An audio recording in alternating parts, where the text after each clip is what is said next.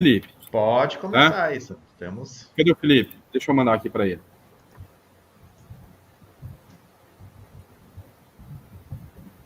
Já estamos ao vivo aí no canal da João Financeira e já tem várias pessoas aí. Vou começar agora, tá?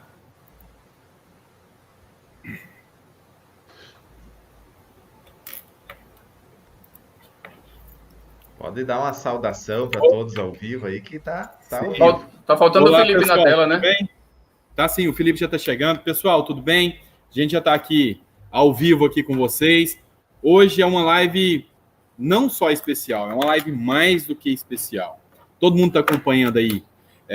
Desde o início, vocês acompanharam o nascimento, vocês foram parte do nascimento dessa ideia legislativa que foi o 14º, que vai beneficiar aí 35 milhões de pessoas. Vocês fazem parte disso, vocês estiveram aí, e hoje a gente tem a grata surpresa de estar aqui com nada mais, nada menos que o relator dessa ideia, com quem teve ali a boa sensatez de um bom político e viu que isso é bom, porque o Paulo Paim, ele é um defensor dessa classe, das classes que necessitam mais. E assim, é uma pessoa que é uma autoridade ali dentro. É uma pessoa que quando fala sobre o tema, todos respeitam. Então, assim, foi Deus que colocou ele ali como relator de uma ideia legislativa feita como essa.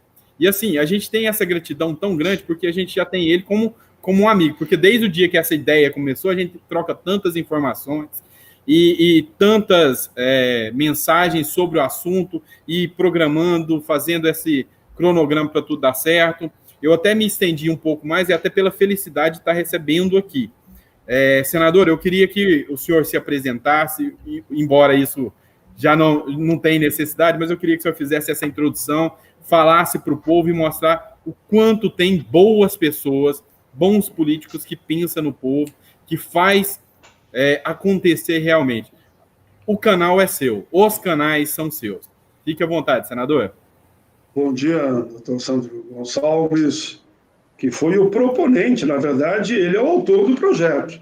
Eu fui o relator, que ele recebeu, segundo ele me comentou, mais de 20 mil assinaturas, se habilitou a apresentar na Comissão de Direitos Humanos, aí eu avoquei a relatoria, e é sobre isso que nós vamos conversar daqui para frente. Eu quero cumprimentar todos os convidados que estão nos assistindo nesse momento, participando do debate. Ali na tela não está aparecendo o nome dos outros que estão com a gente na live aqui. Se puder aparecer ali... Sim, vou colocar aqui. Isso, o Milton Super João, um abraço, Super João. Você já me disse que lá no Rio Grande está 2 graus, né? Está bem frio. 2 graus, barbaridade, tia. Aqui em Brasília está quase 30. Um abração aí para o Milton da Tunes também, da Antunes, obrigado. Que é todos os companheiros comprometidos com essa causa, né? O Milton é jornalista. Brito oficial. Como?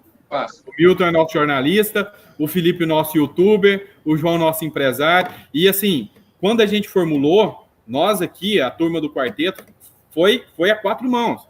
A gente fez, embora eu redigi o texto, mas todos nós buscamos informações do nosso público, dos aposentados, pensionistas, para a gente chegar a esse consenso. Então, assim, são 3 guerreiros que a gente tem que falar que 4, né? Fizeram toda a diferença. 4, né? Eu também estou aqui, né? 5 agora, né? Muito 5 bem. agora é quinteto. Então, assim, todo mundo teve participação e todo mundo aqui já é parte da família. E o senhor seja bem-vindo à família agora também. Sandro, eu faço questão de dizer que na justificativa do meu relatório, que eu sempre digo que o relator é relator. Eu sempre faço questão de falar a paternidade, né? E digo também que o pai não é só aquele que gera, mas aquele que cuida, aquele que ama, aquele que leva para frente a criança, né? E esse projeto surgiu de vocês, está lá na justificativa, estou escrito aqui, ó, uma iniciativa do advogado Sandro, para mim não esquece, errar o nome, inclusive. Tá, peguei aqui. Sou relator da Associação Legislativa número 11, tramite com os direitos humanos, já apresentei o parecer favorável, uma iniciativa do advogado Sandro Gonçalves de São Paulo, é justa. Os aposentados, foi antecipado o 13º, eles estão na expectativa de todos os gastos que eles têm. Tinha um dado que eu uso muito, e que você também contribuiu com isso, que antes mesmo da pandemia, os aposentados já ajudavam cerca de 10 milhões de pessoas, dependente de netos, filhos, enfim, além da sua companheira no longo das suas vidas. E agora, com a pandemia, muito mais. E como já foi antecipado, eles não terão praticamente o que receber no fim do ano, considerando a ideia do 13º. E você, inclusive, que propôs, podia ser uma ajuda de emergência, você propôs, eu acatei, seria um 14º de emergência, né? E de te dizer, me permita que eu diga isso, durante essa semana aqui, eu acho que eu dei umas 10 entrevistas. Eu digo 10 porque o tema era sempre o mesmo. Eu farei outras entrevistas, mas sobre um tema foi o único que foi o mesmo tema em todas as entrevistas que eu dei lá no interior do Rio Grande, dei para Santa Catarina, dei para Goiás, todos querendo saber como é que está essa caminhada do 14º. Eu tenho dito para eles, e vocês podem aprofundar junto, vamos aqui dialogar naturalmente, que é muito importante a legítima pressão popular. Isso é democracia, né? Que bom que nós temos uma democracia. Então, que cada um converse com o seu deputado federal e com os 3 senadores de cada estado. Converse com os 3. Converse, inclusive, comigo lá no Rio Grande. Daí, pai, não vai vacinar, né, pai? Vai ficar firme no relatório? Claro, tem que dialogar com todos, que só assim é que a gente consegue aprovar leis do projeto, do Congresso. Eu sou autor de dezenas de leis. Estatuto do Idoso, da igualdade racial, da pessoa com deficiência, lei de salário mínimo, estou lembrando aquelas que eu considero mais popular, né? Lei dos autistas, enfim. Mas por quê? Porque eu dialogo com todos. Para mim, dentro do Congresso, eu não faço separação. Olha, a gente falou isso aqui nas entrelinhas antes, mas eu vou falar agora. Eu não faço separação se o cara é mais de centro, de esquerda ou de direita. Eu preciso do voto. E o voto tem o mesmo valor de todos os senadores e de todos os deputados. Eu fui constituinte. Eu estou no Congresso desde a Constituinte e sempre adotei esse sistema. Eu me lembro, vocês têm uma ideia, o direito de greve, depois de eu conversar com Lula, Mário Covas, que já faleceu, Ulisses Guimarães, me pediram que eu fosse falar com o Jarbas Passarinho. O Jarbas Passarinho, porque ele era o líder do chamado Centrão. Era um cara muito culto, que já faleceu também. Eu cheguei para ele, dei o texto para ele, um texto pequeno, havíamos construído, dialogando com muita gente. Ele só olhou o texto e disse: pode deixar que eu defendo no plenário. Defendeu e aprovamos por unanimidade. Direito de greve. Por isso que eu falo sempre que dialogar é o nosso papel. Vida longa à democracia. É com ela que permite que a gente possa conversar com todos. Só uma introdução aqui para a gente começar o debate. Né, Sandro, eu até vou complementar, né, e enaltecer as palavras aí, né, do Paim, que a gente está com uma felicidade enorme, a gente está realmente unido com os nossos canais nessa causa aí e em muitas outras, senador, e a gente está muito feliz de ter o senhor também do nosso lado em mais uma causa nobre. O senhor já defendeu muitas, como o senhor já disse, e os nossos canais, então, até trazendo a voz aos aposentados, aos pensionistas, às pessoas que estão nos ouvindo. A gente até está, inclusive, ensinando eles como mandar e-mail, como entrar em contato com vocês. Então, o povo está levantando o poder, agora sim, está cada vez mais emanando do povo, que realmente são eles que têm que ser os favorecidos com os benefícios que o senhor e que várias pessoas estão trazendo. A gente está feliz aí de estar do seu lado, assim com os meus colegas aqui do quarteto. A gente está numa luta muito grande e o senhor sabe que as lutas elas não são fáceis, mas a gente não vai desistir, e agora com a força do senhor do nosso lado, com certeza a gente vai conseguir. Tudo bem. É importante, senador, seja bem-vindo aqui ao nosso quarteto, né?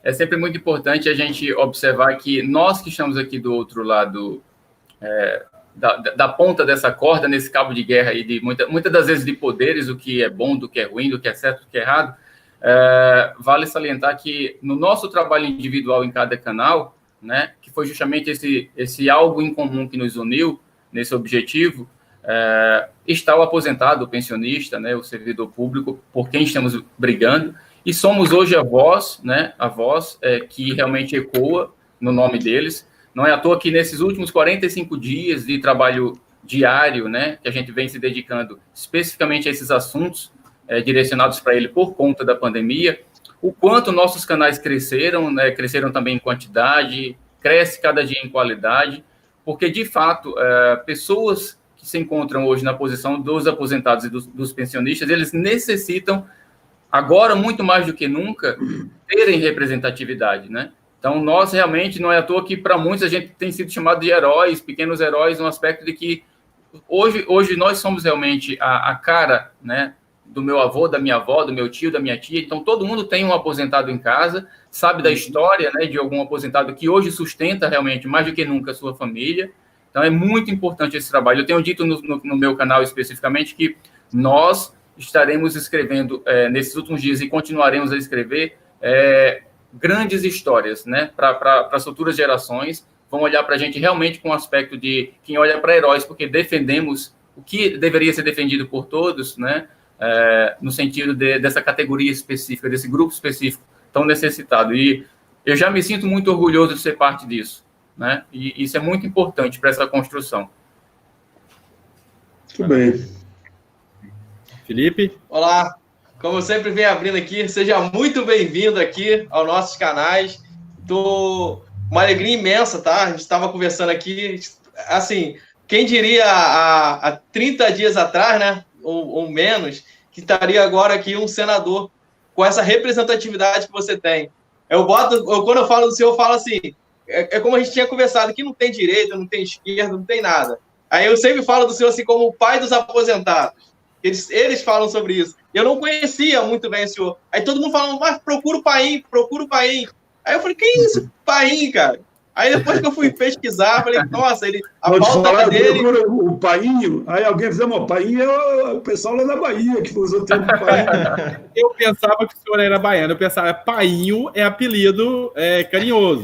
Mas sabe que eu recebi um título, desculpa atrapalhar, Luiz Carlos, de cidadão da Bahia. Eu recebi quase todos os estados, quase todos. São Paulo eu recebi também.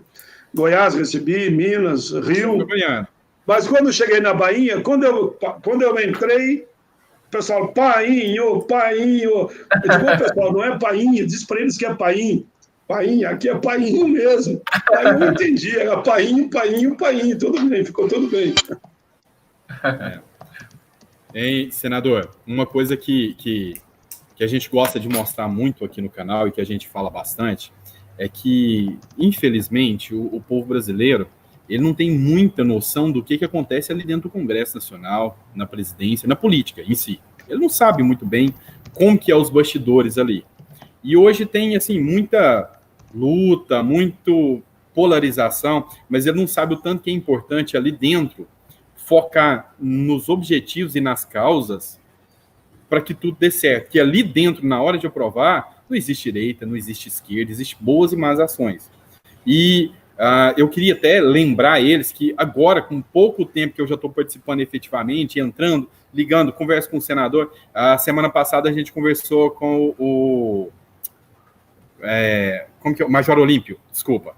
A gente conversou com o Major Olímpio e a gente veio e teve um bate-papo. Muito atuante também, viu? Sim, a gente teve um bate-papo. Então, assim, a gente mostrou aquilo que a gente sempre fala aqui, que não existe isso. E o senhor é uma representatividade disso, porque o senhor tem uns caminhos abertos ali, desde, como se diz, de um lado quanto do outro, o respeito que se tem pelo senhor é extremo.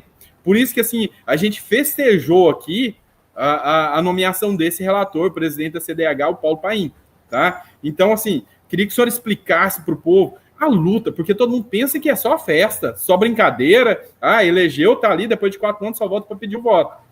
Os maus são assim, mas os bons não. E hoje eu tô vendo isso. E a ideia desse canal, o intuito desse canal, o objetivo desse canal é mostrar, peraí, tem gente que ouve o povo e tá aqui para falar, tá? E eu queria enaltecer e mostrar isso por parte do senhor. Eu queria que o senhor falasse ali os bastidores, a luta que é para aprovar um projeto. E a gente teve abrindo um gancho, desculpe falar muito, a gente teve até uma conversa aqui, uma entrevista também com o Renato da Mata, que é muito amigo do senhor, e a gente já esclareceu isso, é amigo do Milton Antunes, e foi ele que trouxe aí para a gente explanar. E a gente narrou mais ou menos, mas eu queria que saísse a boca de quem está lá, a luta, a ferrenha batalha que é para um político honesto ali dentro, bom ali dentro, fazer as coisas dar certo em prol do povo. O senhor explana aí para a gente. Principalmente, eu diria que tem chance de dar certo quando a proposta vem, de fato, do povo. Foi o caso, por exemplo, da lei dos autistas. Quem me trouxe a proposta, Berenice Piana de Piana, como a gente chama, lá do Rio de Janeiro. Ela me trouxe a proposta, trabalhamos, deu certo, virou lei, e eu coloquei o nome da lei Berenice de Piana de Piana. Renato da Mata, mesma coisa. Ele me trouxe a proposta, aprovamos, assumi, apresentei, aprovamos a proposta, e a lei ficou sendo chamada Renato da Mata. Quem sabe, se essa aqui, se for aprovada, vai ficar com o teu nome, porque o teu nome está escrito aqui. Está escrito no relatório. Mas o que eu quero, na verdade, dizer que em todo o setor da sociedade, né? Há advogados, há médicos, há aposentado, há trabalhador, há empresário, né? Em todas as áreas há quem trabalha mais e quem trabalha menos, dentro do seu campo de atuação, né? Que há aposentados que voltaram a trabalhar, inclusive outros não, enfim. Eu estou dizendo que as matrizes são diferentes em todas as áreas. Mas o que eu poderia dizer hoje, em matéria do Congresso, nesse tempo de pandemia, nós temos trabalhado muito e a maioria das matérias são aprovadas por unanimidade. Já aprovamos dezenas e dezenas. Teve 3 polêmicas que eu acho que foi aprovada, mas foi assim mesmo, foi aprovada. Foi se regulamentava ou não a questão dos fake news, eu não vou entrar no mérito, só vou dizer que foi polêmica, se regulamentava ou não. A questão da água e esgoto, podia privatizar ou não, só vou ficar aqui, não vou, porque eu respeito o voto de cada um, e não estou aqui nem fazendo uma defesa do meu ponto de vista, porque eu tinha que também dar espaço, questão de justiça, para eles aí defender o ponto de vista, quem pensa diferente, né? E a questão das eleições, se deveria ser no dia 15 de novembro, como prevaleceu, ou não. Mas isso demonstra, pode ver o cuidado que eu estou tendo, respeitando a opinião de todos. Ninguém lá é obrigado a pensar tudo igual. Mas nesse período de pandemia, muito trabalho, não baixa de 70, ou são 81 senadores. O quórum não baixa de 75, 70 por aí. A maioria chega a dar 81, viu? E a maioria votam efetivamente olhando para salvar a vida das pessoas. Há um tipo de entendimento, a não ser algumas exceções, que a conjuntura obriga de você só votar matérias vinculadas ao problema da pandemia, que é o caso do 14º, que você foi muito feliz na apresentação e diz, olha, é um 14º para esse ano, ou seja, para a pandemia. Se querem discutir depois na frente algo semelhante ou permanente, outro tipo de ajuda, discutam. Mas, nesse momento, pela sua proposta, que eu relatei favorável, é especificamente para este ano. Pelo outro lado, se você quer, de fato, aprovar leis no Congresso, aquilo que eu dizia antes, eu vou só arredondar. Tem que dialogar com todos os partidos. Eu me lembro que no tempo da Constituinte, lá atrás, Delfim Neto, enfim, e outras personagens da época, né? A gente dialogava. E eu vim do movimento sindical e fui percebendo que só tem mesmo no movimento sindical, tinha uma frase que eu usava que era o seguinte, e olha que eu tive ascensão no movimento sindical, só virei constituinte porque foi um congresso de trabalhador que decidiu que eu devia representar os trabalhadores do Rio Grande na Constituinte. E eu dizia sempre, o melhor sindicalista, eu não vou medir pelo número de greves que ele faz, mas quero medir pelo número de bons acordos que ele fez para a sua categoria. Aí eu vou medir qual é o melhor. O importante para mim é fazer grandes acordos, como é o nosso papel no Congresso, e você me deu essa oportunidade.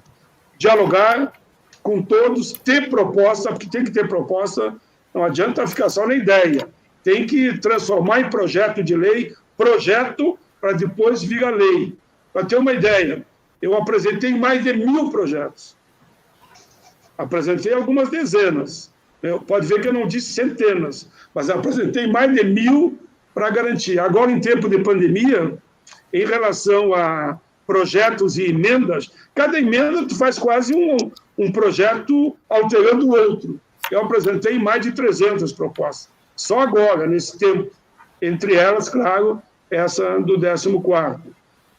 Mas eu diria que, para nós, nesse momento, eu acho que o melhor desse encontro, pela repercussão dessa nossa live, é dizer que a democracia é fundamental.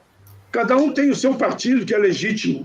Até a questão ideológica é legítima. Claro que eu não gosto de ficar numa briga ideológica, eu gosto de defender causas. Mas a questão ideológica faz parte do processo democrático e cada um tem o seu partido.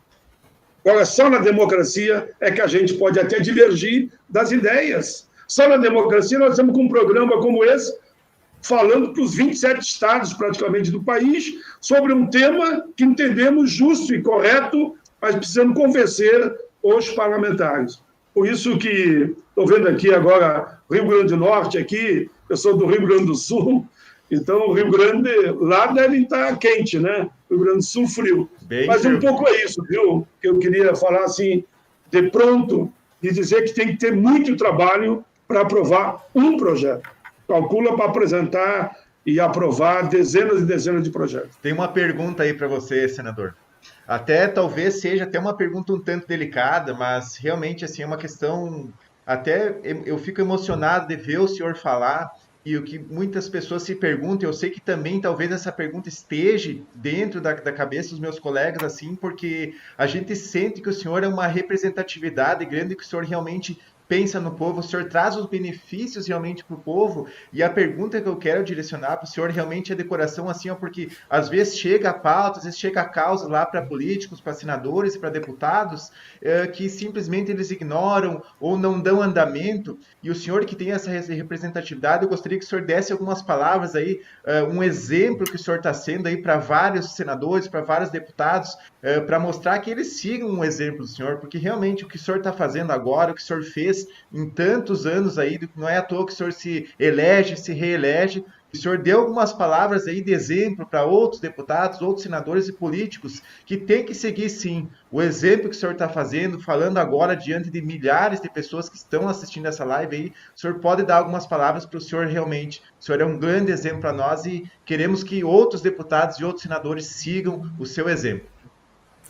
Bem rapidamente, eu entrei no Congresso na Constituinte e nunca mais saí. Então, praticamente vai fechar 40 anos direto, que outros, deve ser um dos poucos, não deve ter uma meia dúzia lá com esse período, que outros saíram, até para ser presidente da República, para ser governador, secretário de Estado, ser deputado federal, estadual, enfim. Mas eu me dediquei ao Legislativo toda a minha vida. Eu cheguei aqui que eu devia estar com 30 e poucos anos, e já estou com uns 70 anos. Claro que vai completar 40 anos no fim desse mandato, eu me elegi no ano passado, então eu estou com dois anos desse mandato, né? Então vai ser, eu vou estar com 40 anos e com praticamente 78 anos. Por isso, e digo mais, não sou candidato mais a nada. Para ver as pessoas pensam, não, ele está fazendo isso aí tudo, porque pensando já nas eleições, não sou candidato a nada, então estou com a alma muito lavada, só tenho que agradecer, primeiro, claro, ao povo gaúcho, né? O povo gaúcho que me manteve nesse período todo aqui, mas o povo brasileiro, porque eu tenho sempre na minha mente que uma leizinha que a gente aprove não é só para o Rio Grande, é para os 220, 210, 215 milhões de brasileiros. Ter essa visão e, claro, se apaixonar como eu me apaixonei, esse é o caminho, pelas causas. Teve um senador que uma vez me falou, logo que eu cheguei, que o bom projeto não é só aquele que você apresenta, mas aquele que você aprova. Por quê? Tu tem que dialogar com todos. Às vezes o projeto que tu apresenta, seja qual for, ele pode ser um ideal na minha cabeça, mas eu tenho que ouvir todo o coletivo do parlamento, ouvir a sociedade e pode ter alterações, até para melhorar o projeto. Então, um bom projeto é aquele que, efetivamente, ele é apresentado, discutido com a sociedade, com o Congresso, Câmara e Senado, e aprovado. E se dedicar a defender causas e não coisas. Porque as causas é que dão energia para nós todos. Eu, porque eu não me quero autoelogiar, só vou elogiar na minha idade. Eu tenho 70 anos. Aí pergunto, mas como é que tem tanta energia para estar sempre lá correndo de pá em pá? E mesmo agora, né, eu não paro um minuto nessa questão aqui do virtual. Quem me dá energia são as causas. Se você defende causas do nosso povo, da nossa gente, isso te dá energia para cada vez construir mais e ver a alegria, calcule a alegria que vai ser para esse povo brasileiro se nós aprovar o 14º, como essa é a nossa vontade. Aqui, já respondendo, calcule a alegria que a prorrogação do consignado, para que ele não pague, seja adiado os pagamentos, né, seja aprovado agora na Câmara, que no Senado já foi. A alegria que é desse povo bom.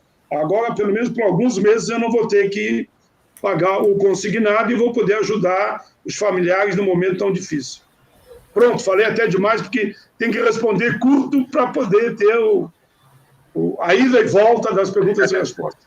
Senador, fazer uma pergunta dentro do 14º ainda, né? Que daqui a pouco a gente vai entrar mais assuntos. Você falou para a gente ficar à vontade, a gente vai explorar o senhor aqui. Mas é isso aí. Vamos lá.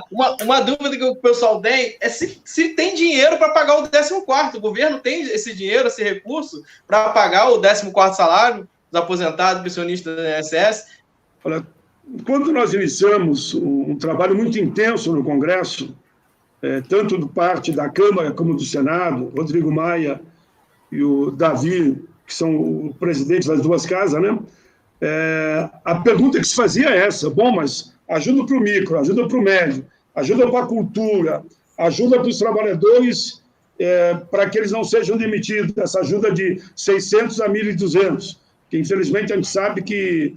E foi uma luta, principalmente das mulheres essa, viu? Que na maioria dos casos quem abandona a casa é o homem. Nós temos só homem aqui, mas a verdade é essa. Na maioria dos casos quem abandona ele é a mulher guerreira, leoa, fica lá com os filhos. Então ela pode receber 2 cotas, por isso 1.200. Eu estou dizendo isso porque nós temos que olhar para frente, para o futuro, e mostrar que um país como os Estados Unidos, eles vão investir, e já estão investindo na economia, pensando no período pós-pandemia, 7 trilhões de dólares. Vamos trazer para o Brasil, vamos dizer que o dólar está mais do que 5, mas vamos puxar para 5. 7 vezes 5, 35, algo semelhante no Brasil, seria 35 trilhões de dólares. Claro que o governo investe porque ele pode emitir moeda. Então, nós aqui no Congresso, para dar essa liberdade para o governo, nós aprovamos a PEC 10, antes o Supremo foi consultado, concordou, que é um tempo de guerra. Em tempo de guerra, as armas que o governo, no caso o Estado, tem na mão, tem que ser usado. Então, ele pode imprimir moeda. E não é coisa do outro mundo, não. Porque, vocês sabem, eu vou esclarecer, que vai ter esse debate. Congresso é Congresso, tem debate. Eu sei que o projeto fala no regime geral da Previdência, que hoje dá em torno de 5 salários mínimos. Ninguém ganha mais do que 5. Ninguém ganha mais do que 5 hoje no regime geral da Previdência, né? Bom, há quem diga, mas vai ser o teto do regime. Digo, o projeto não fala... Já falei contigo, inclusive, né, doutor Sandro, que como não fica na tela, eu vou guardando o nome aqui. O doutor Sandro, já conversamos. O projeto não falava nisso. Eu dei para ser favorável ao projeto no regime geral da Previdência. Mas pode chegar no entendimento de não ser os 5 salários mínimos, ser 4, estou dando um exemplo só. Não é eu que vou diminuir. Por mim, eu mantenho como está. E nós vamos ver que isso não é uma quantia tão vultuosa, porque 80% de quem está no regime geral da Previdência ganha 1 salário mínimo. Exatamente. Correspondente a 1 salário mínimo. Então, ninguém me diga que é uma ajuda do outro mundo. Não é. Não é. E dá, de fato, para a economia suportar e o governo alavancar essa quantia. Só complementando aqui, depois eu vou jogar para o Milton, que o Milton vai falar sobre a suspensão. Senador, eu sou tributarista. As receitas de previdência, além da gente ter a CPP, que é a contribuição patronal previdenciária, a CSLL, que é a contribuição social sobre o lucro líquido, a gente não pode deixar de reconhecer que o ministro Paulo Guedes, de certa forma, ele deu uma aumentada na economia, teve mais lucro. Se teve mais lucro e temos um imposto que é baseado no lucro, aumentou a receita. É um ponto. Segunda, parte da receita que vem, 50% de tudo que é apreendido de forma ilícita vai para esses recursos. E o atual governo bate no peito com o ministro da Justiça, que nunca se apreendeu tanto e nunca se teve tanta apreensão. Ou seja, se teve mais receita. E também outros produtos apreendidos também entram como dinheiro. Tá? Então, assim, nunca se teve tantos aportes e teve um posicionamento do presidente, do atual presidente, que ele falava que, apesar da pandemia, a economia não retraiu tanto. Então, assim, como se poderia usar esse argumento de que não temos recursos e liberando dinheiro à torta à direita, igual foi dito, está liberando dinheiro para tantos setores da sociedade, para o agro, que é grande, para empresas, para bancos, e como que não poderia ter isso? E nesse link eu até jogo para o Milton, porque a gente comentou muito sobre a suspensão dos consignados, que seria injeção de dinheiro no mercado também. O Milton vai entrar nesse assunto, senão o pessoal bate na gente depois se não falar sobre isso. Né? Milton, dá uma introdução aí. Deixa o Milton falar, só para complementar o que você falou, que eu sou o autor do projeto que tributa grandes fortunas, juros e dividendos. Somente a Estônia, que vocês não sabem daqui, é porque eu não sei também. Pode ser que alguém saiba, mas eu não sei nem onde fica isso. Isso com todo respeito à Estônia. Né? Somente a Estônia no mundo que não tributa juros e dividendos. Por que não podemos tributar juros e dividendos numa visão? Quando eu digo grandes fortunas, pessoal, é gente que fatura milhões. Não estou falando, não, quem fatura 50 mil, nem isso não é. Por que não tributar e não destinar um percentual desse para a Previdência, por exemplo? Sim. Milton, é contigo aí. Ele já tinha passado a bola para o Milton. Tranquilo, senador. Assim, o que me chama a atenção, e isso tem que vir para a discussão, lógico, a gente percebe que grandes empresas e aí bancos também devem fortunas para o próprio INSS, né? E nem por isso... Eu presidi a CPI da Previdência, tu tem toda a razão. É mais de 1,5 trilhão. Exatamente. E nem por isso os bancos deixaram de ter aporte agora financeiro por conta da pandemia, esperando que parte desse aporte realmente chegasse na outra ponta, como eu já disse, que era justamente o menos favorecido, e a gente sabe que não chegou, né? A receita do bolo ela é sempre perfeita, mas o resultado desse bolo nunca quase sempre não é como se imagina. O que a gente percebe hoje é que, por exemplo, em meio à possibilidade agora, por exemplo, da suspensão sair do papel para a prática, senador, a gente está vendo aí já um certo desespero, né, da maioria dos bancos e financeiras, buscando já, através de contato, os aposentados e pensionistas para possíveis negociações aparentemente vantajosas para eles, só que, na sua maioria, pela falta, às vezes, até de conhecimento mesmo, eles acabam sendo literalmente enganados, né? E aí vão vir as chamadas repactuações, onde você vai até o banco com a esperança de ter uma provável suspensão, né? Onde isso não acontece, o que acontece é uma negociação para que você aumente o prazo, consequentemente os juros também, porque banco não faz nada de graça para ninguém, a gente sabe disso, né? Então, isso está acontecendo demais. Então, a minha preocupação hoje, a gente já está há pelo menos 4 meses de pandemia, né? Aqui na outra ponta, as pessoas têm dito para a gente, Milton, pelo amor de Deus, eu não aguento mais esperar, eu estou com fome. Esse dinheiro é para comida, é para não ter minha água cortada, minha luz cortada. Tudo bem, já tem regras aí que suspendem isso, ok, mas tem outras demandas. Então, a gente está vendo aí o Congresso, né, nesse movimento por conta do adiamento das eleições. Agora, provavelmente, a gente acredita, infelizmente, e aí o senhor me corrija se eu estiver errado, que agora vai ser a questão das fake news. Então, eu quero entender em que momento o Congresso, que está ali pelo voto do povo, vai entender que é o povo quem na verdade, é a maior urgência nesse momento, né? A gente acabou de receber ontem, foi noticiado aí amplamente, que as pessoas estão recebendo agora essa última parcela do auxílio emergencial, mas só vão colocar a mão no dinheiro 1 mês depois que esse dinheiro está na conta. Que absurdo! Muitos que receberam a primeira não estão recebendo a segunda, não dá para entender. E outra coisa, você recebe o dinheiro, os que conseguiram, entra na sua conta agora, daqui a 30 dias é que você vai poder sacar esse dinheiro e quem quer comprar comida. Ah, não, mas é porque esse dinheiro você pode pagar contas de forma online. Gente, a urgência é por alimento, a urgência, né? A urgência é por coisa básica. Então parece, senador, me corrija, parece que o entendimento da grande maioria dos que fazem a coisa acontecer aí no Congresso, parece que eles estão vivendo literalmente em um outro planeta e nós aqui, réis mortais, precisamos entender a posição deles e eles não entendem nunca a posição do povo. E aí vai entrar essa questão, perdão pelo alongamento, mas é um raciocínio único. Aí vai entrar a questão, por que essa suspensão não sai tão rápido, né? Inclusive, eu aproveito o espaço também já para direcionar para o senhor. Quais os próximos passos, que é uma pergunta que está sendo repetida demais, para que o nosso 14º seja aprovado? Em que passo estamos e o que falta? Né? Porque a ansiedade realmente é muito grande por todo esse conjunto de situações. Hoje, nossas pautas principais é 14º, é a própria margem e a suspensão dessas parcelas. Uma coisa complementa a outra. Hoje, em definitivo, ainda não temos nada amarrado, temos apenas o andamento das coisas. O que é que o senhor pode me falar sobre esse conjunto de situações? Tá, mas na verdade são duas perguntas, né? Sim. Uma delas é o consignado, por que não vota? Exatamente. Que falta votar na Câmara.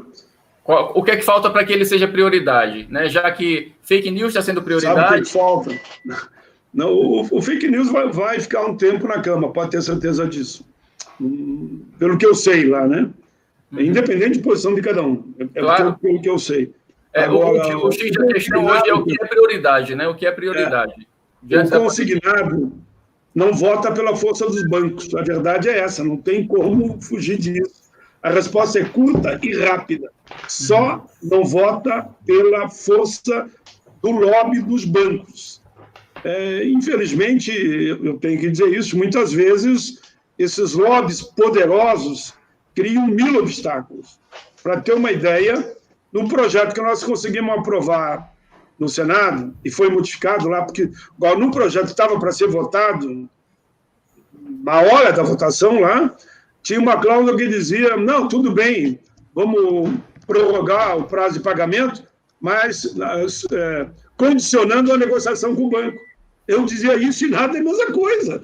Eu disse na minha... Quem ouviu a defesa que eu fiz, isso aqui não dá, pessoal, aí também não, né? Com todo respeito ao relator, mas dizer que está condicionado a negociar com o banco, não precisa lei. Eu vou lá no banco e negocio. Se vou perder ou vou ganhar, não sei. Daí, então, felizmente, foi mudado, essa parte foi mudada. E a outra questão, por que está faltando realmente para o 14º? É preciso, pessoal, se tiver uma outra, você pode complementar a pergunta. É preciso haver uma pressão para que o colégio de líderes acate. O que está acontecendo? Aí eu vou ter que explicar. O projeto eu já dei o parecer, mas como não tem reunião da comissão, de nenhuma comissão, a não ser que volte a trabalhar, e me parece que não vai voltar tão cedo, eu até disse para algumas rádios que me entrevistaram, e TV também, programas semelhantes a esse, não com a mesma extensão, né? Que eu ia discutir com vocês isso aqui. Vejam bem, eu quero que vocês... Agora a pergunta vai para vocês. Como as comissões não estão funcionando? Talvez eu tenha que pegar, apresentar como um projeto de lei e nós pressionar o colégio de líderes para botar na pauta. Porque senão, enquanto as comissões não votarem, não entra. E como é um tema ligado à pandemia, tem lógica que eu apresente ele em forma de projeto de lei e que seja votado. Sim. Se outros quiserem apresentar, olha bem o que eu vou dizer, não tenho nada contra. Tomara que 500 apresentem o mesmo projeto. Não há problema nenhum, que vai ser indicado um relator e o relator pega os projetos que vão na mesma linha e dá o parecer e vota. Eu quero é votar. Repito de novo, não quero saber quem é o pai da criança, quero saber o resultado. Quem amou, quem construiu, quem trabalhou e fez com que as coisas acontecessem. Deu para entender bem? Eu acho que seria até o caminho. Eu vou já apresentar na semana que vem o projeto, se vocês concordarem. Até para explicar para o pessoal que assiste a gente, que assim, tem que explicar, às vezes, de forma mais didática, o que acontece. É que o projeto, essa SUG, né, que é a SUG 11, ela tem que passar pelas comissões. E devido à pandemia, essas comissões estão travadas, não estão andando. O que a gente pretende aqui fazer? Vamos fazer o seguinte, o 14º já mobilizou todo mundo, já está tudo bom. Vamos pular, vamos pegar um atalho aqui, vamos pular caminho? Bora. Vamos fazer o seguinte, vamos transformar essa SUG direto num projeto de lei agora, de nome, de autoria do Paulo Paim, que está aí se propondo para ajudar o povo. O caminho desses canais é ajudar o povo. Não tem vaidade, não tem nada de... Aqui é por vocês. E, assim, essa ideia é um favor enorme, porque é para o povo, é para ganhar tempo. Perfeito. estamos juntos e misturados nisso aqui. Só para dizer que na justificativa, eu repito a mesma justificativa. Veio de uma sub de autoria, né, como está lá, que é de sua autoria, e eu digo, olha, estou apresentando aqui que as comissões não estão funcionando, isso eu já te adianto que vou apresentar na segunda-feira e já mando cópia para vocês. Maravilha. Deixa eu até fazer um complemento, que é uma pergunta até um pouquinho quase que fora do assunto do 14º, que já saiu agora, então, que a gente vai talvez aí fazer esse projeto de lei que vai ser maravilhoso. Deixa eu fazer uma pergunta até para o senador, aproveitando que ele está aqui, uma pergunta que quase a gente não falou ainda, que tem muita gente no meu chat perguntando, e com certeza no de vocês também, se o senador até falou que a suspensão ela é dificultada pelos bancos, certo, senador? E sobre a margem, no caso, que a margem seria positiva para os bancos, né? Então, os bancos ganhariam dinheiro, afinal, a margem, no caso, essa margem dos 5%, os bancos seriam favoráveis, porque os bancos vão ganhar dinheiro. Mas por que, então, talvez os senadores não aprovaram a questão da margem, que é uma pergunta que não sai do ar da cabeça das pessoas? Por que lá no Senado talvez eles não aprovaram? Não sei se o senhor sabe responder ou dizer alguma coisa para as pessoas que estão ansiadas. Eu respondo tudo. Eu respondo tudo, não há problema nenhum comigo. Sim. Claro, se eu não saber a resposta, eu vou dizer que não sei, é natural, né? Cada um tem seus limites em matéria de saber. Eu vou dizer aonde pegou essa questão no Senado. O debate que se deu lá dentro, havia duas correntes de pensamento, a verdade é essa. Uma corrente de pensamento entendia que podia, sim, ampliar os 5%. A outra corrente é que chega muita denúncia lá, que muitas vezes o idoso ele é pressionado para fazer cada vez mais empréstimo, às vezes como a agressão, por exemplo, a agressão para o idoso, só para vincular o assunto, 90% é dentro da própria família que ele é agredido, não é na rua. 90% é da própria família.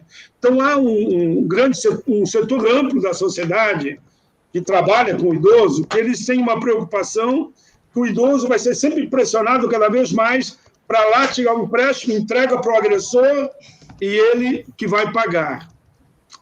Uma tese. A outra tese diz o seguinte, os que pensam diferente disso, olha, não dá também para nós querer tutelarmos o idoso, né?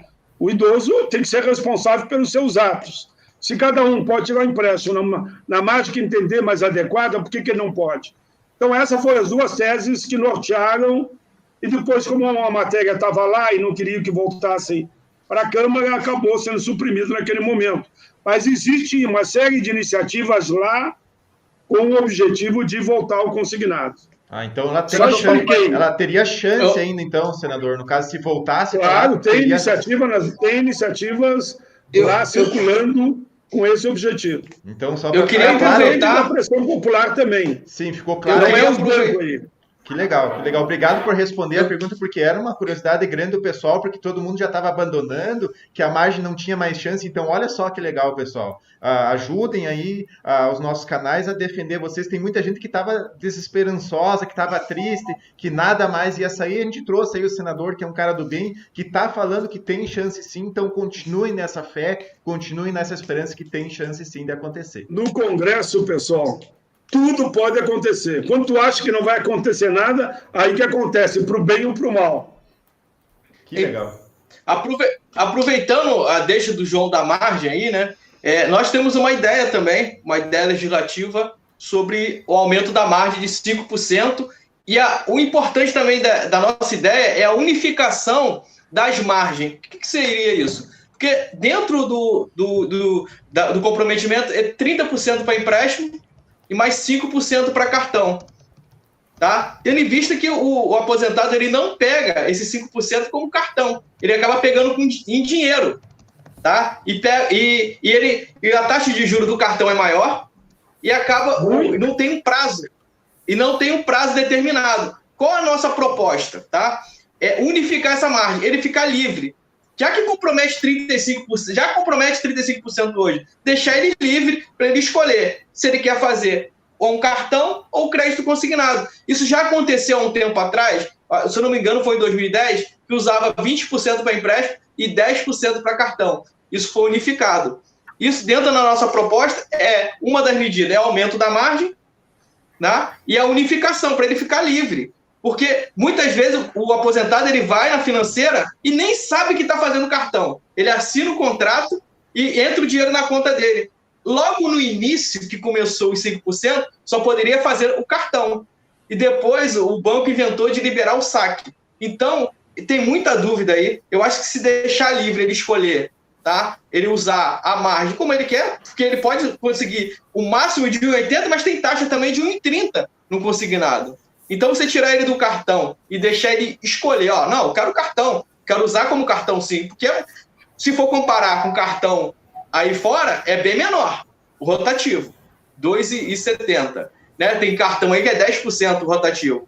Mas se você trazer ele também para o consignado, é muito melhor. Ele conseguir até fazer uma portabilidade. Por exemplo, com a mesma parcela, a gente estava fazendo a conta aqui, com a mesma parcela, se ele for fazer o cartão, ele pega em torno de R$ 1.400. E ele não tem um fim, né? O pessoal fica liberando saque para ele. E com a mesma parcela, se ele for fazer o consignado, ele pega em torno de 2.400. É R$1.000 a mais para quem ganha um salário mínimo. Então, você dá essa liberdade para o aposentado escolher se ele quer fazer o cartão ou consignado, seria uma das nossas justificativas aqui. E aumentar essa margem de 5% é o que a gente vem batendo desde... Qual era a justificativa? Era o seguinte, é tirar ele das agiotagens legalizadas. Eu tenho que falar aqui, que é umas financeiras que cobram de 23% a 30% ao mês. E pasme, qual era a minha justificativa? Além de ele pegar 35% no consignado, ele acaba pegando mais 30% nas outras financeiras que descontam direto na conta corrente, e às vezes ele sai de uma, vai na outra e pega mais 30%. Então, às vezes, ele está usando 95% da renda dele para empréstimo. Eu tenho visto aqui pessoas que têm salário, não conseguem receber o salário. Então, eu queria... Então, a justificativa da margem não é tirar 5% do aposentado. Não, a maioria que a gente tem conversado é que eles vão pegar esse dinheiro, vão nessas financeiras que cobram de 23% a 30%, que eu acho um crime, deixar registrado aqui um crime, e trazer o salário dele de volta. Não é tirar 5% do aposentado, é realmente ir lá e quitar essas financeiras. Então, nós temos uma ideia legislativa também que fala sobre o aumento da margem e a unificação. Hoje ela está com 11.938 apoios, tá? É isso que eu queria falar aqui para o senhor, para levar esse entendimento também ao Senado, né? Que a gente está aqui na ponta, a gente está ouvindo. Muita gente está, pasme, tá, senador? Tem gente, claro que a maioria prefere a suspensão, mas muita gente prefere a margem do que a suspensão do consignado. Então, temos que olhar os dois lados, porque justamente não adianta nada suspender o consignado e ele continuar pagando 23%, 30% descontando na conta corrente dele. Porque não vai ser atendido. O crédito pessoal não vai suspender se sair a suspensão. Não vai suspender. É o que sufoca ele. E o pessoal está pedindo aqui... Eu estou entendendo. O pessoal está pedindo aqui. O ideal seria que ninguém precisasse ir no banco, né? O ideal seria... Exatamente. Mas como eu disse antes, eu mesmo no argumento que usei, isso é o ideal. Entre o ideal e a necessidade imediata há uma distância. Eu estou entendendo os argumentos que vocês estão usando. Essa proposta de ampliar os 5%, ela veio da Câmara dos Deputados. Sendo bem franco, o que eu sinto é na Câmara dos Deputados que estão construindo uma outra proposta que poderá ir a voto. Se for a voto na Câmara, é virar para o Senado. E claro que aí temos que interagir com todos para caminhar numa linha de entendimento. Senador, eu acho que é importante uma coisa que tem que ficar muito clara. Inclusive, eu quero até lhe parabenizar, eu não fiz isso agora há pouco na minha fala, lhe parabenizar pela forma que o senhor, né, deu o seu voto, né? Foi realmente foi incrível, né? As palavras que o senhor colocou muito bem. A gente sabe também que a pressão é muito grande em cima de pessoas como o senhor, porque, querendo ou não, o senhor é uma referência, né, ali no Senado, pela sua história. E isso é muito importante. E eu quero puxar o gancho agora, complementando a fala dos meus amigos, aí vai parecer um jogo aí de o que é melhor, mas não é esse o intuito. Mas a gente não pode esquecer que com a aprovação da suspensão, que está tendo sim essa resistência lá na Câmara agora, por conta desse lobby dos bancos, a gente sabe e não pode esquecer que a suspensão não vai ser meramente os 4 meses, ou como diz o texto, enquanto durar a pandemia. Lembramos que ao acontecer a suspensão, o valor da parcela ele vai ser reintegrado ao salário dessas pessoas. Ou seja, elas vão ter um valor que elas não estão contando com eles nesse momento, né, para complementar essa renda e, em algum aspecto, lógico, me entendam, evitar que ele procure realmente fazer um novo empréstimo consignado, usando essa margem, caso ela seja aprovada, ou até alguma que ela possa ter, e isso já vai ajudar no equilíbrio das contas. Porque a partir do momento que você suspende, você já sabe que isso vai ser jogado lá para o final do seu contrato, sem nenhum ônus a mais de juros ou coisa do tipo. E automaticamente você vai ter o fôlego, né, da reinserção dessas parcelas no teu salário como um todo. Isso, de certa forma, já vai ser uma forma de você ter a renda complementada também. Então, a gente precisa dar essas orientações, às vezes, ao nosso público, ao aposentado, para que ele entenda que é necessário o equilíbrio das contas, para que realmente ele não se endivide mais. Porque hoje a gente entende... ontem eu apresentei uma live com um colega que falava um pouco de economia, dando algumas dicas, mesmo para quem tem pouco ou quase nada, é possível algumas mudanças de hábito e a gente realmente economizar de alguma forma. Principalmente nesse momento de pandemia, onde a gente precisa reaprender muita coisa, a gente está no momento de aprendizado mútuo, né, contínuo. Então é muito importante que fique claro isso, no equilíbrio da margem com a questão da suspensão. E parabéns, senador, parabéns pela defesa do seu voto, foi excepcional. O Sandro... Parabéns a todos vocês aí, viu? Senador. O pessoal está pedindo para o Sandro aí falar, então, quais são os passos aí que a gente vai fazer para o 14º aí, Sandro? Beleza. Não, os passos agora é o seguinte.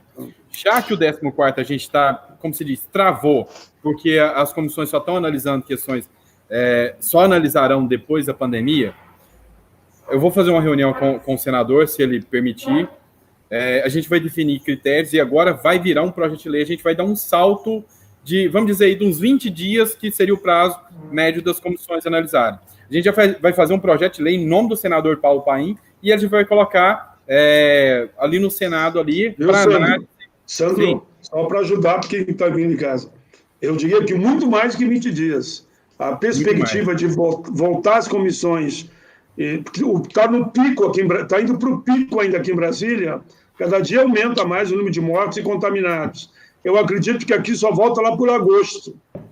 Então nós podemos avançar no tempo e apresentar na segunda, podemos até conversar hoje à tarde. Sim, e como ele trata especificamente do Covid-19, ele tem que tramitar com urgência ali dentro. E eu sei que é uma pauta que dificilmente alguém vai ter coragem de vir contra, porque é humanitário. Inclusive, no voto do relator, ele falou, eu entendo que é uma pauta humanitária. Então, assim, eu acredito que a gente vai conseguir muita coisa em cima disso, tá? Então, agora é fazer essa reuniãozinha, fazer já o PL já apresentar e pressionar os líderes do Senado para a gente conseguir essa votação o mais rápido possível e também a gente lembrar do Davi ali para colocar isso em pauta o mais rápido possível. E pedir a Deus para o relator ser... o senhor vai ser o proponente, não pode ser o relator, mas o senhor vai escolher bem o relator. Né? Não, vai ter tudo conversado naturalmente com o presidente da casa. Mas só para quem está ouvindo, poderia pensar, mas por que vocês não apresentaram então direto o projeto? Foi feito corretíssimo. Porque não dá para mim chegar lá, eu, Paim, resolvi que quero garantir um 14º. Não, foi a sociedade que apresentou, Pio Açougue, com milhares, mais de 20 mil assinaturas. Hoje o apoio, digamos, está quase em milhões já. Então isso dá respaldo para surgir o projeto agora. Quero só cumprimentar a iniciativa de vocês. Senador, vamos partir para o encerramento, né? Tudo que é bom dura pouco, né? Partir para o encerramento, que já estamos chegando a 1 hora de live. Mas tem um gancho que eu quero puxar aqui, que a gente começou falando sobre isso, foge da pauta um pouquinho, mas que no finalzinho eu quero encerrar com isso.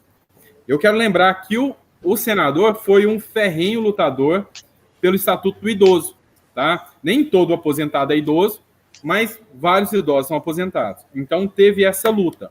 E teve um evento que foi, assim, marcante, porque eu acompanho, embora eu seja só um advogado, eu tenho que estar por dentro das leis, como elas surgem, e foi um evento marcante, que aconteceu no Rio de Janeiro, que vocês procuraram quem tinha, assim, mais participação, e vocês encontraram o filho da pessoa que deu a ideia do Estatuto do Idoso, dessa luta, e eu lembro... Bela lembrança, viu? Sim, e eu lembro que eu assisti essa reportagem há um tempo atrás, e teve um momento que eu achei marcante, que foi o momento que o pessoal encontrou o filho, fez uma homenagem e tocou a trombeta. E o senador como se diz, mostrou a humanidade dele por completo. Eu queria que o senhor encerrasse e que todos soubessem o quanto o senhor foi ferrenho nessa luta do Estatuto do Idoso, o quanto isso foi importante. E eu queria que o senhor falasse um pouco sobre isso, sobre esse momento de emoção, sobre esse momento de luta que teve, e falasse para o povo não desanimar, não desistir.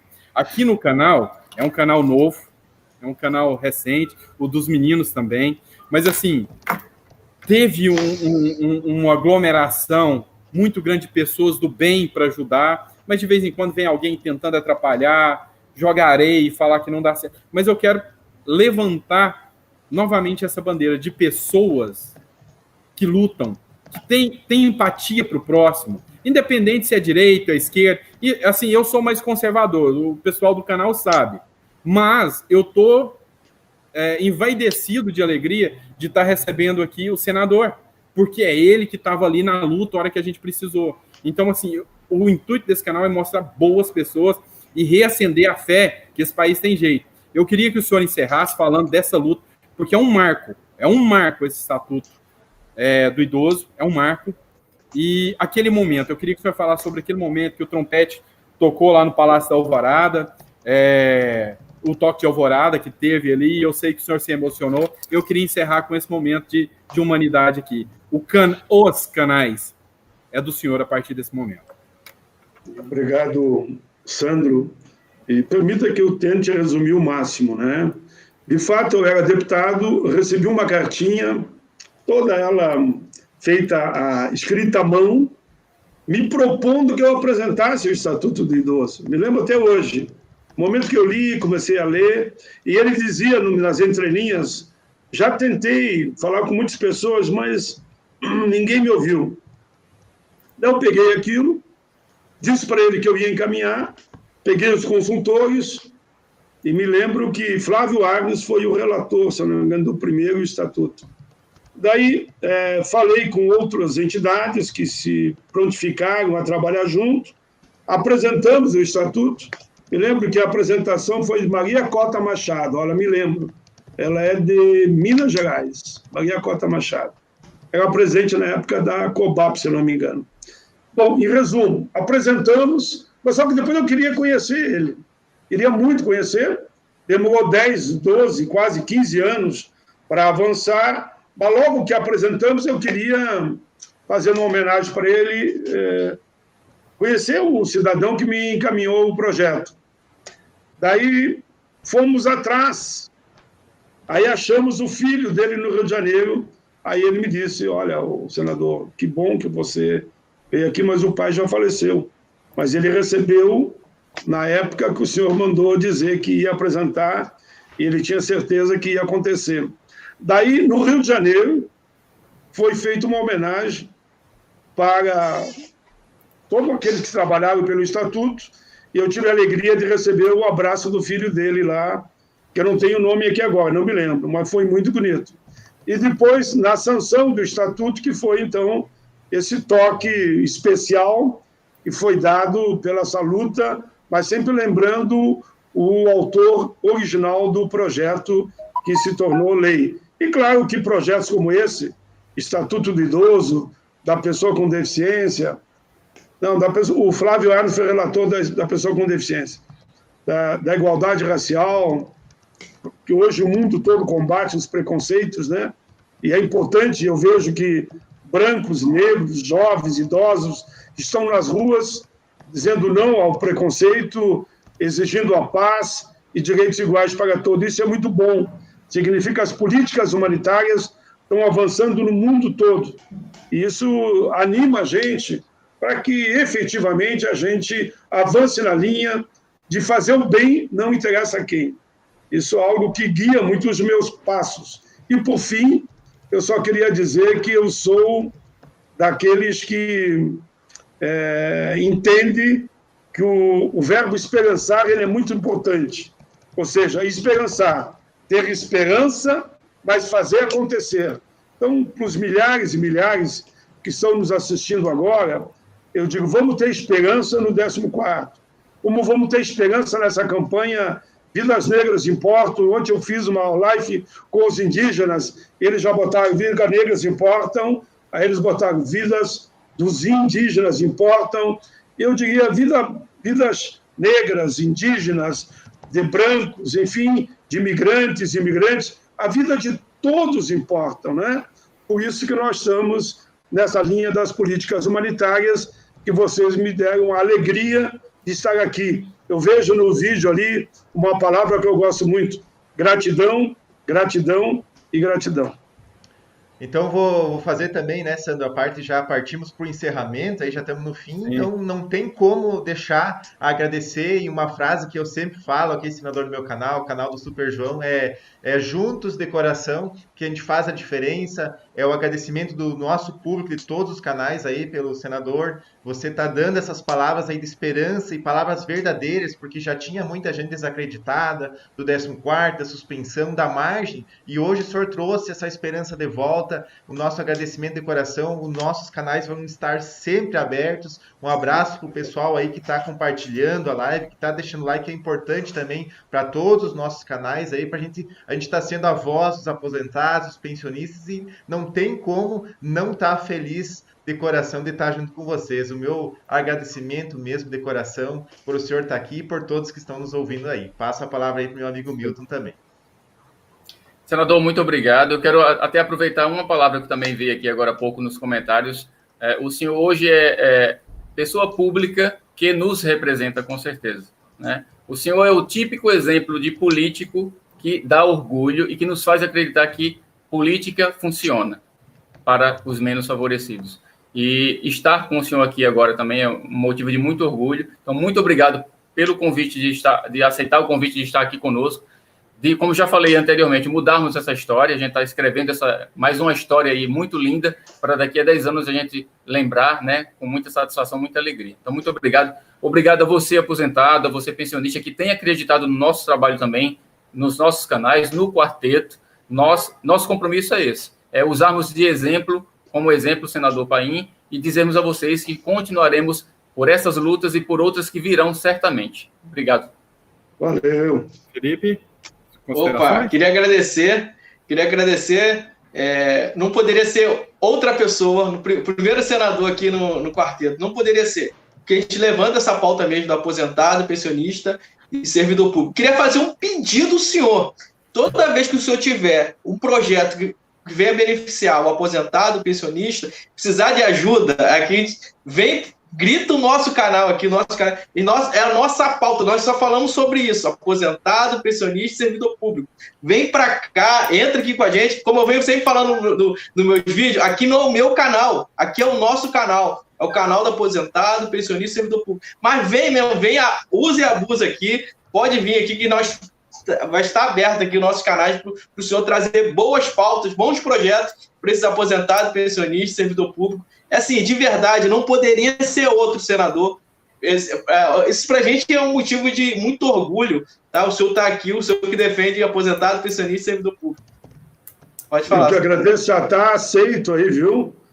Você fez um pedido, eu digo, o pedido já está aqui no coração. Eu vou incomodar vocês, viu? Assim, sem exceção. Assim, o mínimo que isso aqui não vai... Não, eu digo tudo que o senhor tiver referente a aposentado e pensionista, qualquer projeto só pode trazer para cá, que a gente vai explanar, vai ganhar força, porque eles gostam de participar. Você pode ter certeza, eles estão aqui, estão com alegria de poder participar, ir lá na sugestão, toda vez que tem um projeto, tem como ir lá votar para apoiar, eles estão aqui e vai ter apoio, e com certeza nós estamos movimentando uma massa que não era ouvida, né?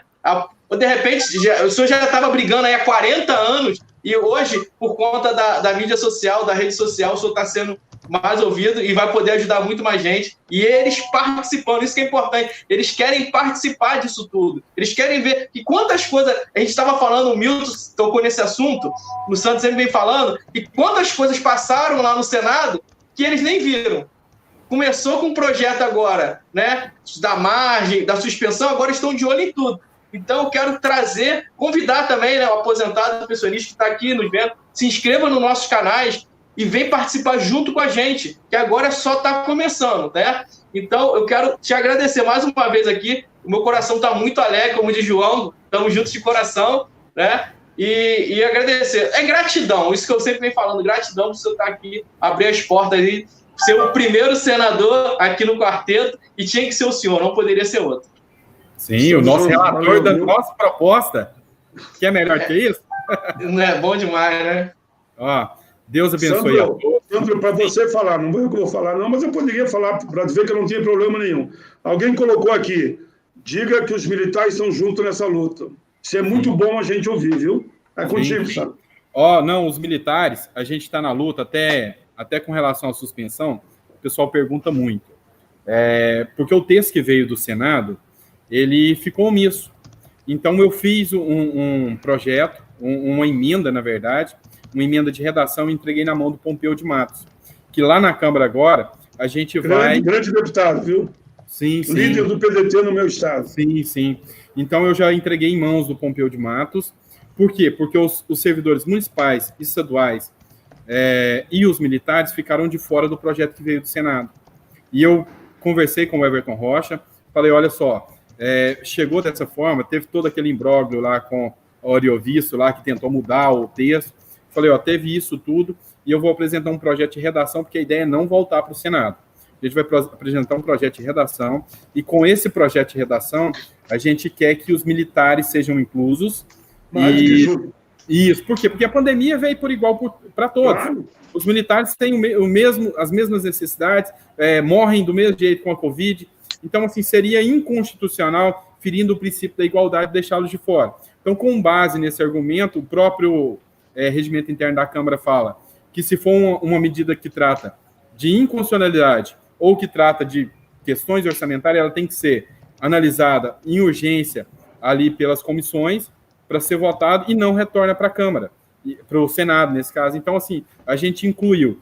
Então, assim, aqui a gente alcança o nosso público, os aposentados, pensionistas, servidores, civis, militares. Então, assim, a gente não esquece ninguém, tá? Então, podem ficar tranquilos que a gente está fazendo pelos militares e agora, com esses apoios que a gente está conseguindo, a gente vai conseguir fazer muito mais mesmo. Então, a emenda já está lá e os militares não ficaram de fora, até porque se trata de uma estratégia que a gente sabe que foi um esteio de campanha do atual presidente, os militares. E os militares, estando incluso, já seria uma maior probabilidade da gente conseguir a sanção e não o veto, tá? Então, foi um pouco estratégico também. Eu sempre argumento isso aqui, mas temos que ser estratégicos nessa hora para a gente conseguir a coisa da forma correta, tá?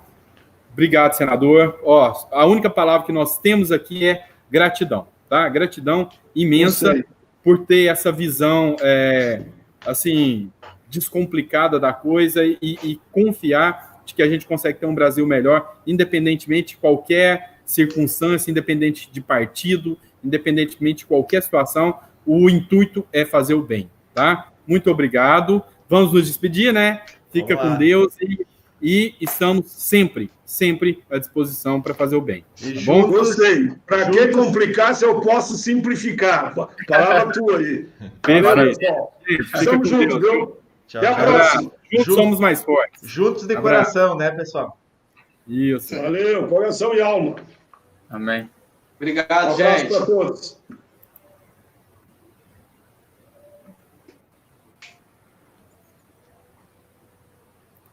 Pessoal,